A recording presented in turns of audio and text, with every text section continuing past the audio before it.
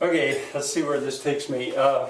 First of all, my collar. I've been actually avoiding using shirts like this because they're so worn out and I thought they don't look so good. But, you know, in terms of extreme recycling, I suppose I should be proud of this. And I've heard that you can do such a thing as reverse the collar. I think my mother used to do that. Maybe. I don't know.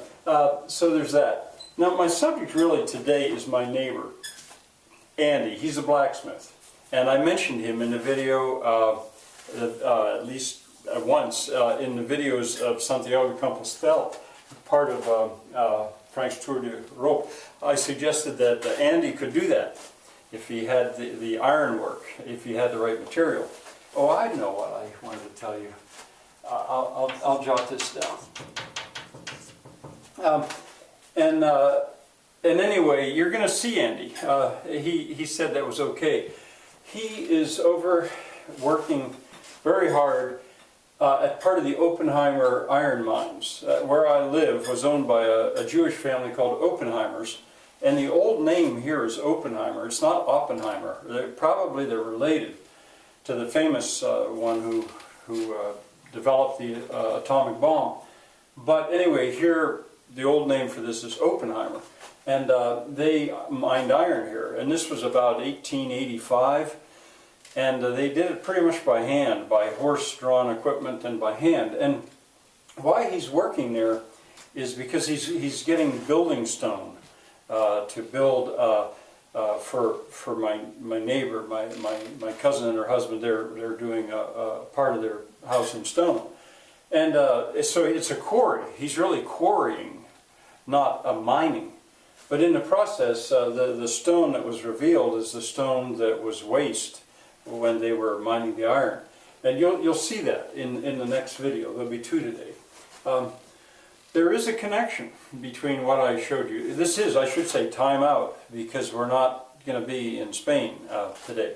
But I had shown that ironwork and a lot of that ironwork and the shops to make, even just to make the iron itself, aside from cutting it and shaping it. I guess they're long gone. I assume so. I don't know. Although part of my whole purpose in this journey had to do with the trades, and later I'll say more about that. But you see, it is somewhat connected. Well, Andy, what you're going to hear him talking about rather excitedly, I think, is he found the vein of iron ore that the miners back in the 1880s were pursuing. Now, what happened here is in the west of the United States, iron ore, they were able to get iron ore cheaply.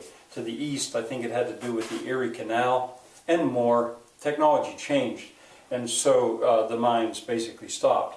But anyway, perhaps some other time I'll take you around the farm and show you that. I wanted to show you two books. Let me start, because it has to do with what you're about to see. This is the second volume, or first volume maybe, the other volume of Diderot's Encyclopedia of the Trades and Industry. And there's a whole section on iron foundry and forge. Later in the year, I'm going to be doing much more with the trades. But I thought, you know, why not just show you now? This is about iron mining. This is the way it was done about 1750 in France. I'll just show you a few plates, and then it goes on to. Well, there's a little bit more, but I'm being fast here because later on I'll show you this more. But this book, De Re Metallica, this one I haven't shown you yet. De Re Metallica. It's Latin. It was originally written in Latin by Georgius Agricola, 1556, and I think that he was German, but I'm not sure. Anyway, he wrote his book in Latin, and for hundreds of years, this was the text. This was the Bible, if you will, of about metal and how you work it, or mostly how you mine it and refine it. It was interesting that it was translated by Herbert Hoover, who became President of the United States, and his wife helped him. Kind of interesting that such an academic man that could translate a book of that size from Latin into English, would then become president. Well, let me show you the clips, or not clips, I mean just a few of these illustrations here. Here's the third book, and again, I'm going to show you these later. I'll show you more, but I think it's interesting to see a page like the one on your left. There's the text, and all of that is footnote. You don't see that very often. But anyway, here are some woodcuts. You see, this is old enough now that these are not etchings. With Diderot, he was working in etchings, and here is a pages with woodcuts, and you can see the way the veins slope down. Well, that's the very kind of thing that Andy has come across, and you'll be hearing him and myself as well talking about it. You'll see live that very thing.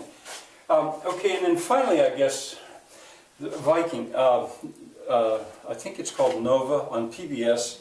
Just now, it's just brand new. They did a show called The Secrets of the Viking Sword, I think.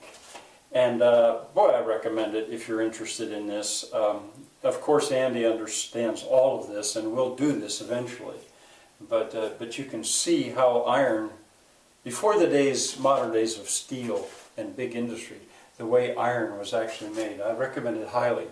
Okay, there's one other video today, and it's out in the woods. You'll very soon get to see Andy Purke, blacksmith, wonderful blacksmith, wonderful artist, a real intellectual too. There's lots to say about Andy.